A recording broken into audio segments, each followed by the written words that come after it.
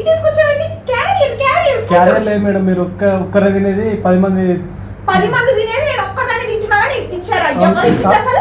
అసలు అనదు కానీ ఒక క్యారియర్ పెట్టమని ఒక ఆర్టిస్ట్ ఒక క్యారియర్ పెట్టాలన్న విషయం వాళ్ళకి తెలియదా? క్యారియర్ లేదంట మేడం, ఇదే ఇచ్చారు. ఇది నేను అడ్జస్ట్ అవ్వాలా?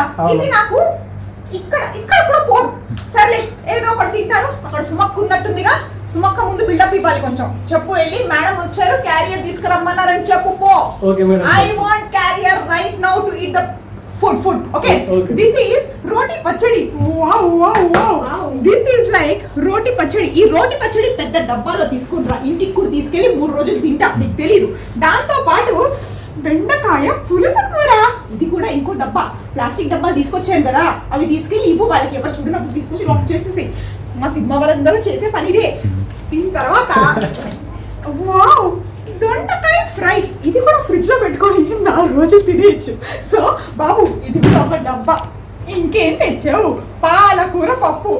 నా వీడియో చూసిన వాళ్ళు నేను ఫస్ట్ చూస్తే పాలకూరలా ఉంటుంది, తింటే అది గోంగూరలా ఉంటుంది. వాళ్ళేమో నాకు వీడియోలో ఇది పాలకూర పప్పు అని గోంగూర పప్పు అని. ఆ మాత్రం తెలీదా? చూడటానికి పాలకూర పప్పు, తింటే గోంగూర పప్పు. నీకేంటి? అవును నువ్వు కూడా వెళ్ళి నాకు కూడా ఫుడ్ కావాలి, నీకు తెచ్చి ఇంట్లో పెట్టుకుని.